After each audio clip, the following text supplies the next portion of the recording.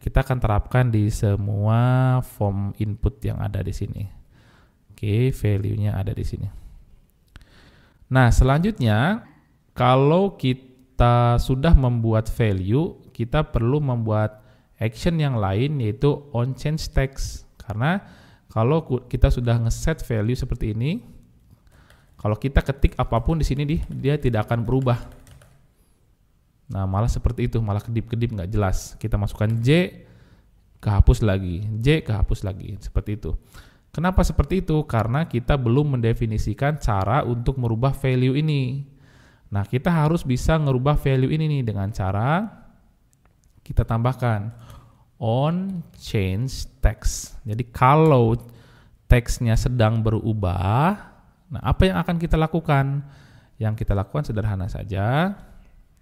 Kita akan buat arrow function di mana fungsinya adalah kita akan set form, atau biar lebih jelas mungkin kita akan buat fungsi terpisah aja di sini.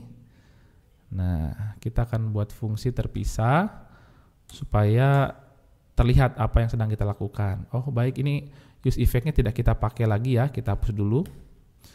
Nah, kita akan buat function namanya onInputChange istilahnya. Jadi kita akan buat function bernama kalau inputnya lagi berubah, apa yang kita lakukan. Kita akan buat function, kita akan membuat set form, atau dalam artian formnya akan kita rubah. Value-nya jadi apa nih sekarang? Value-nya adalah sebuah objek di mana objek yang lama kita pakai dengan nama form seperti ini, kita terima perubahan barunya. Katakan kalau tambahan barunya full name, maka full name-nya yang akan kita rubah dengan value yang dikirim. Nah, value-nya itu di sini. Value. Nah, seperti ini. Jadi kalau kita panggil dari sini onInputChange seperti ini, kita akan kirimkan value nih. Value dari inputnya kita kirim ke sini, ke functionnya. Value. Nah, kita kirim dari input form, kita kirim ke sini, lari dia ke fungsi ini, disimpan di params value. Nah, value ini akan kita taruh di sini. Value. Kita simpan. Oke. Jadi kalau kita baca ulang, kalau input sedang berubah, terima value dari form. Kemudian set nilai form di sini, rubah. Caranya adalah copy dulu nilai form yang lama, lalu rubahlah full name-nya. Dengan apa nilainya? Dengan value yang baru. Oke, kita akan coba. Prawito. Nah, dia langsung bisa berubah sekarang. Tadinya nggak mau berubah tuh, dia kedip-kedip. Sekarang bisa berubah karena kita akan set form, kita rubah formnya dengan nama form. Kenapa sih nggak langsung full name aja? Kenapa ada spread operator namanya ini, titik 3 kemudian form? Nanti akan saya tunjukkan apa bedanya. Saya bikin sampel satu dulu. Oke. Kemudian saya akan coba send data. Nah, akan saya coba send data di sini. Kan saya akan konsol nih. Cukup seperti ini aja.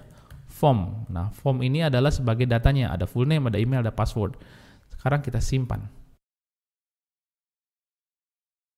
Oke, kita cek semua input kita nilainya full name nih, perlu kita ganti. Ini jadi email. Kemudian ini jadi password. Nah, oke, kita save. Nah, biar ini email, ini password. Oke. Nah, kita akan coba nih, kita isi Prawito Hudoro untuk full name-nya. Nah, kalau kita send datanya, nah kita lihat konsolnya ini masih kosong nih. Kita remove dulu, kita send data. Nah, data yang dikirim adalah full name bernilai Prawito Hudoro, emailnya masih kosong, passwordnya masih kosong. Nah, karena kita mengcopy dulu tuh form awalnya, coba kalau kita remove formnya seperti ini, kita simpan. Apa yang terjadi? Begitu kita rubah jadi Prawito Hudoro di sini, katakan Prawito aja di sini, Prawito. Kemudian kita send. Nah, yang terjadi adalah semua objek yang kita miliki, yang 3 ini nih, full name, email, password akan di-remove, diganti dengan objek baru bernama full name aja. Itu kan jadi nggak dinamis. Nah, makanya kita perlu melakukan namanya soft deleting boleh. Jadi kita rubah nilai form dengan cara kita copy dulu nilai lamanya, formnya, kemudian kita rubah value barunya. Kebetulan value barunya adalah full name aja yang dirubah. Kita simpan. Sekarang kalau kita ganti di sini jadi Hudoro, refresh dulu.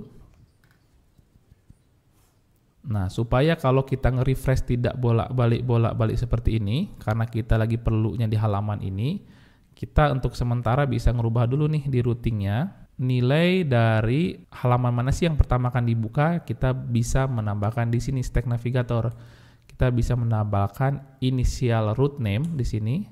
Kita rubah inisialnya jangan splash screen, kita lari langsung ke register. Nah, seperti ini. Kita simpan. Sehingga kalau saya refresh di sini, kalau saya reload, dia akan langsung lari ke halaman register, tidak lewat splash screen dulu. Nah, ini untuk mode development aja supaya cepat kita langsung lari ke halaman register. Baik, kita lanjut ke halaman register. Nah, kalau kita klik daftar, sekarang ini nih value masih pada kosong, kita klik daftar. Nah, yang kita capture adalah full name, email, password, nilainya kosong. Kita ubah untuk full name-nya menjadi Prawito Hudoro, kemudian kita submit. Di sini kita capture value-nya menjadi full name-nya Prawito Hudoro, emailnya masih kosong, password-nya masih kosong. Lah, lalu gimana sekarang kalau kita ingin merubah email dan password? Nah, ini masih nih, kalau kita klik ketik, dia nggak mau berubah. Kenapa? Karena kita belum menyiapkan fungsi untuk merubah email sama password. Nah, sama saja dengan yang atas tadi, kita tambahkan juga onChangeText untuk email dan juga untuk password. Kita simpan. Permasalahannya, kalau kita datang ke sini, value-nya kita tangkap dari full name, aman. Full name kita bisa rubah dengan value. Nah, sekarang kalau yang datang ke sini adalah bentuknya email, apa yang dirubah? Semua yang dirubah hanya full name-nya aja. Coba kita buktikan. Kita rubah email ini menjadi email. Oh, dia malah tidak ada yang berubah. Karena semua ikut merubah full name. Full name-nya terus dirubah. Dari form manapun kita ketik. Oh, tuh. Di full name selalu berubah. Nah, sehingga kita perlu membuat set form ini menjadi dinamis. Caranya kita akan membuat dia menjadi array, di mana array ini kita menangkap sebuah string. Nah, string inilah yang akan menentukan form mana yang akan dirubah. Katakan kalau string di sini bernilai full name, berarti yang dia rubah hanya full name-nya aja. Kalau di sini stringnya bernilai email, berarti yang dirubah cuma emailnya aja.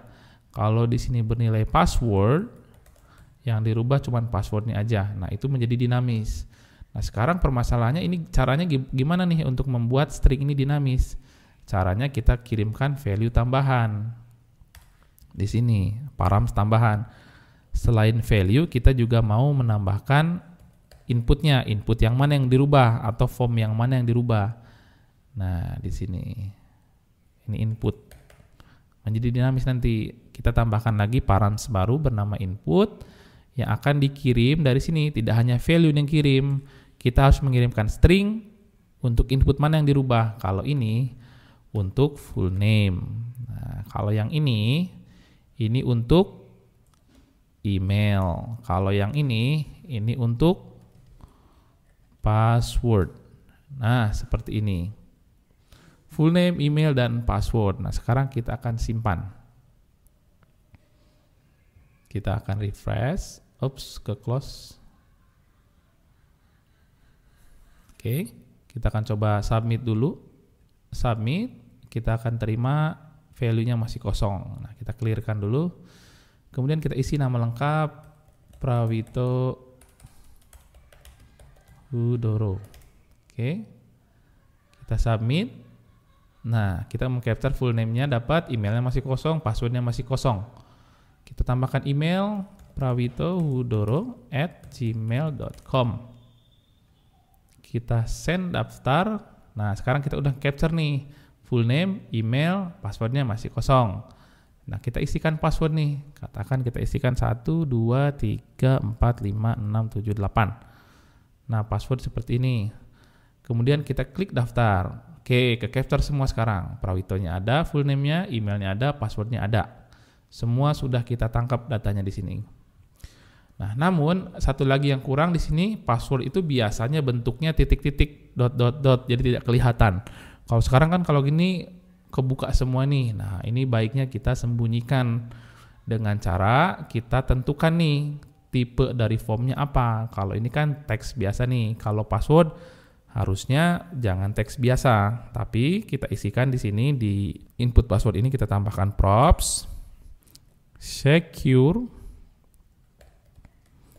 text entry.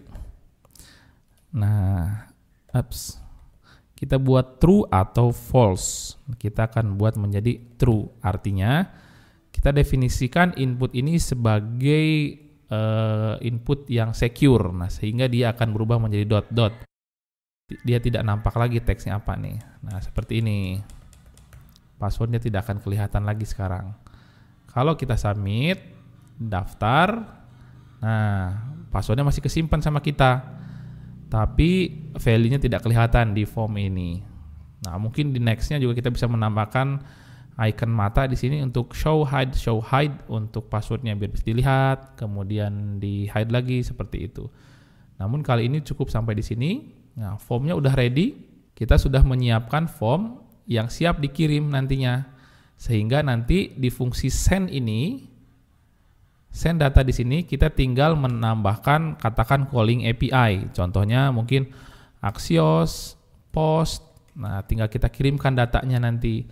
URL, kita kirimkan datanya. Nah, atau formnya kita kirimkan. Selesai. Kita klik send data langsung dikirim ke REST API kita. Nah, namun di sini karena kita belum membuat REST API-nya, cukup dengan kita sediakan dulu formnya. Sehingga nanti pas ingin kita gunakan, kita tinggal send data saja langsung kita kirim datanya.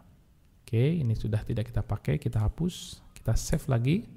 Baik, demikianlah proses untuk menyiapkan form kita supaya bisa siap digunakan ketika nanti REST API-nya sudah ready. Sehingga nanti tinggal kita send data, kita siapkan REST API-nya di sini, kita sudah siap dengan form yang ada full name-nya, email, dan password.